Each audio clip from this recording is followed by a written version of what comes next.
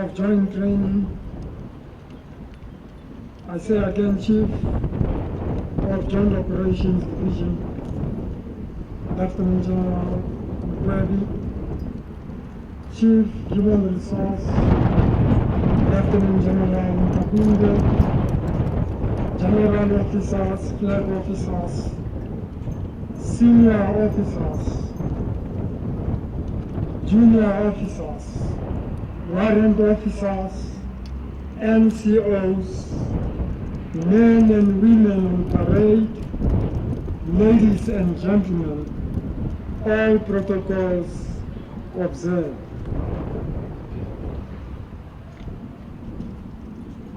This parade is not just an ordinary change of command, but also marks an end of a journey that was started 38 years ago and a beginning of a new one. How do you sum up in the It is a journey that started as a student in secondary and high schools. It began where, as students, we refused to be coerced in learning a language we considered to be a language of slavery.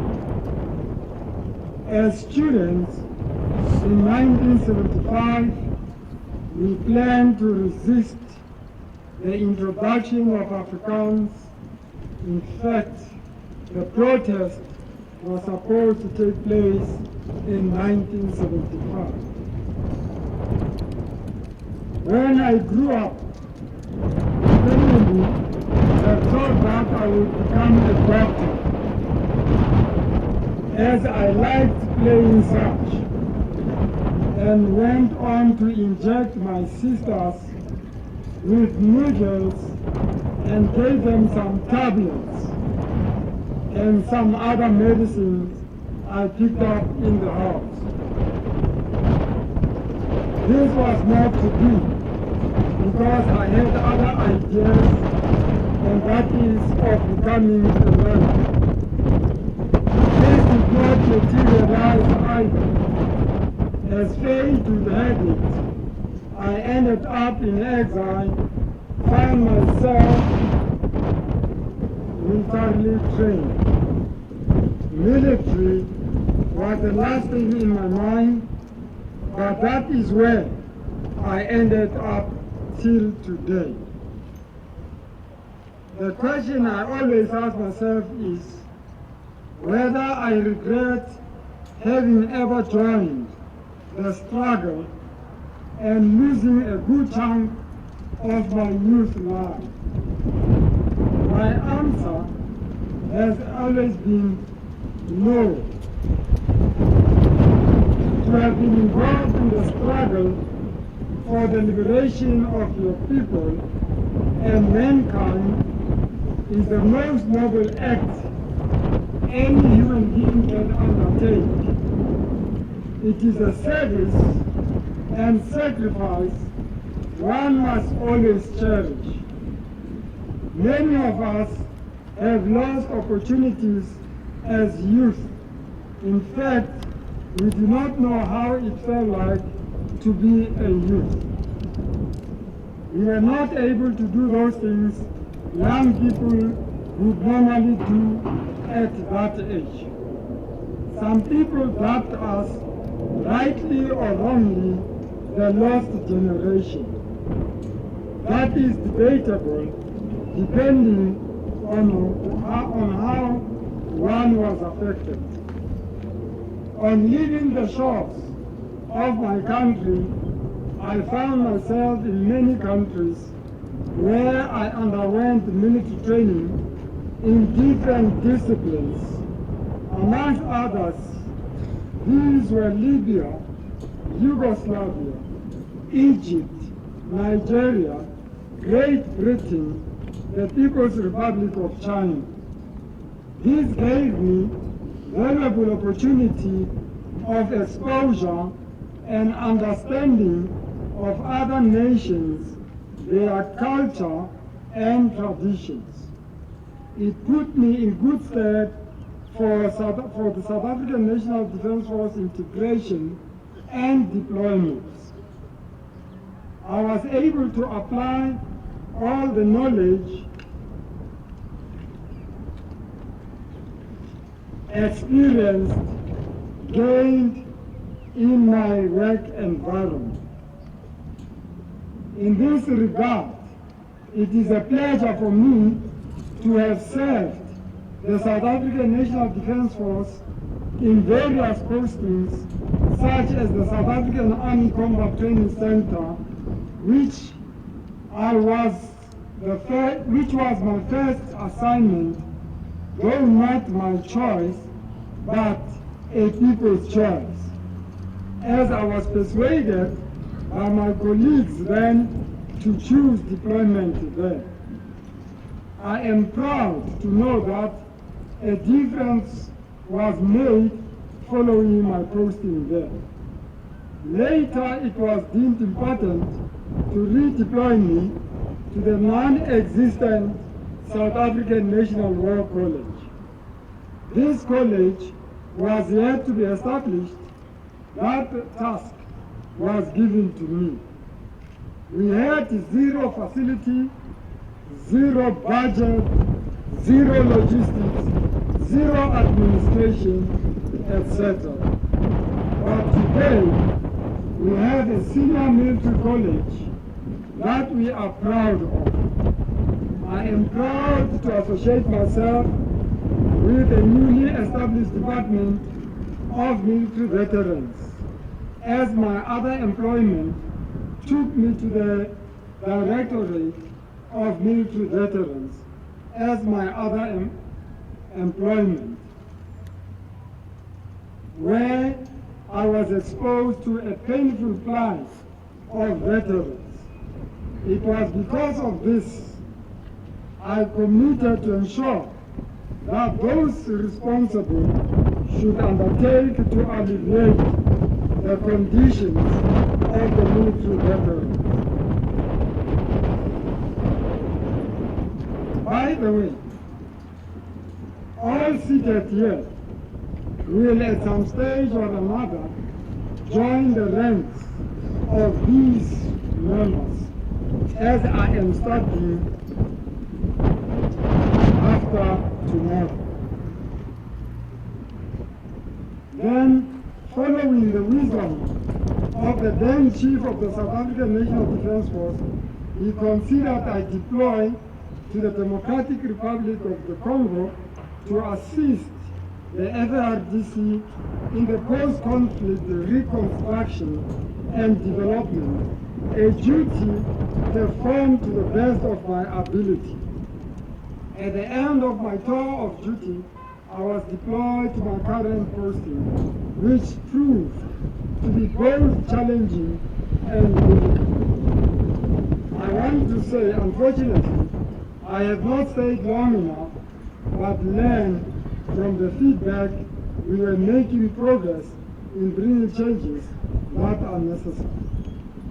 In this regard, I would like to say to my colleague, Maj General Nkonyeni, this is not an easy command, but there are men and women who are there and ready to do what is expected of them and are committed.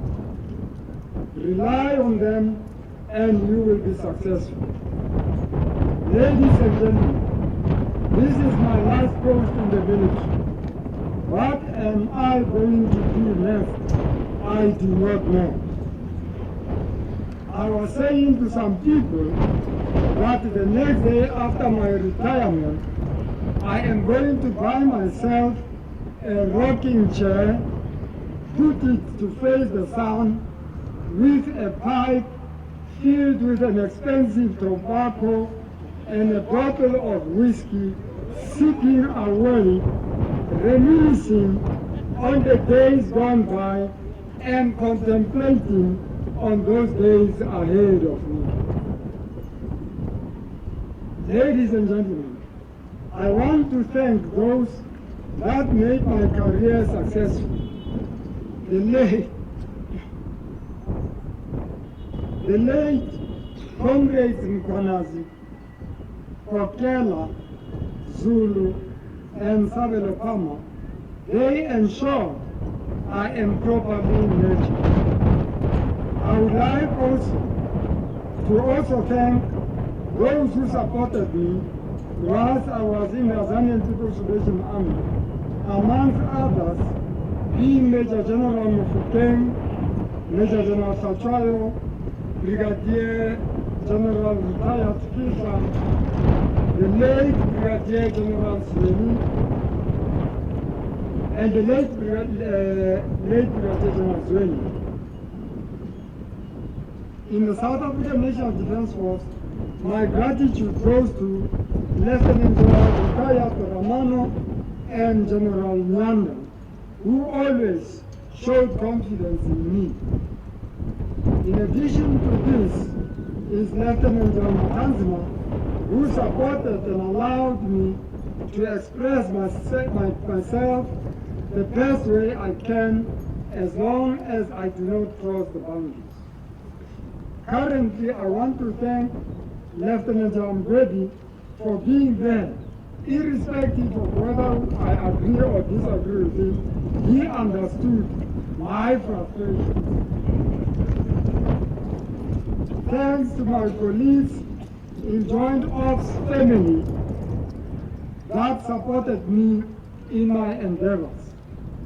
Thanks also to the South African National War College staff, through difficult and trying times, supported me to establish this prestigious college.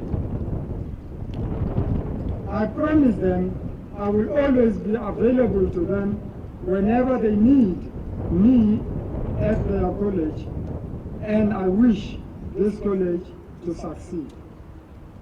I want to express my unadulterated gratitude to a close staff that ensured, even when it seemed darkest, they insulated me from those negative forces.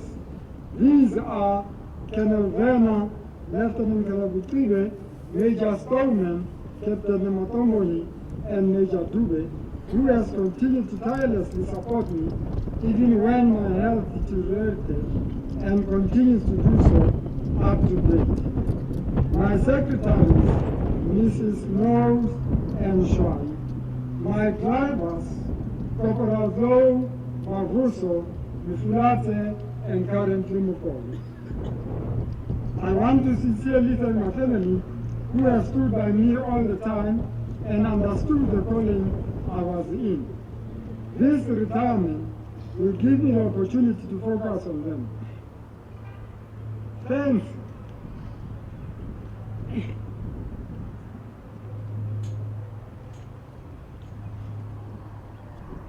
Thanks to those members that have organized this parade and the function that is going to take place. And to the men and women of 21 South African Infantry Battalion, and I must say here, a special thanks to the battalion that has just returned from deployment in the Sudan, and the battalion that has been able to conduct itself in the most appreciated way. Thank you very much for keeping the flag of South Africa high. These are good men and women. Finally, ladies and gentlemen, let us remember the essence of human beings is to make a difference, more so for leaders. Peter Senge aptly captures this when he said, I quote, "Leadership speaks of vision, focus, empowerment, and alignment of the organization," end quote. Failure to recognize and accept this, that leader and or commander is doomed forever. there are people who think this organization and country owes them a favor. This is far from the truth. In fact, they owe the organization and the country favor. Leaders have a responsibility to give informed direction to the organization.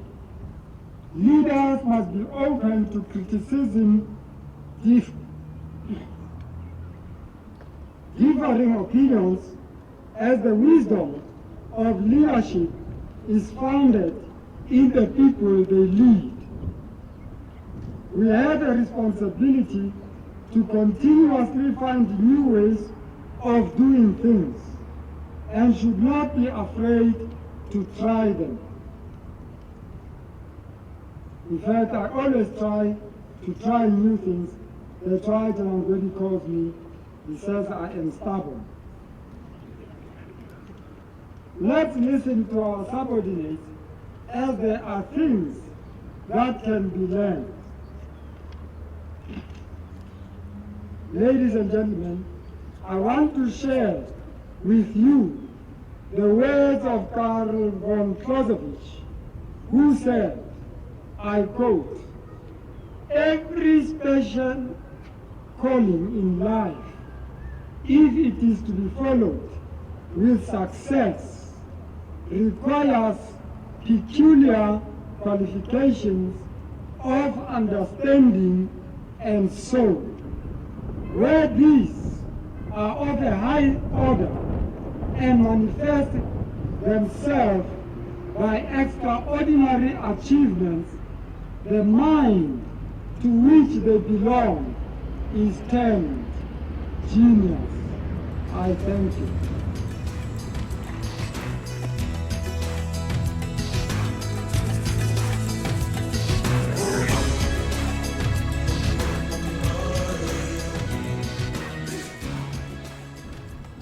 Whereas the command of Joint Operational Headquarters has been entrusted to you with effect from 1 September 2013, I, Major General Nkonyeni, hand over this command to you, trusting that you will perform your duties with zeal and diligence and set a good example to those placed under your command.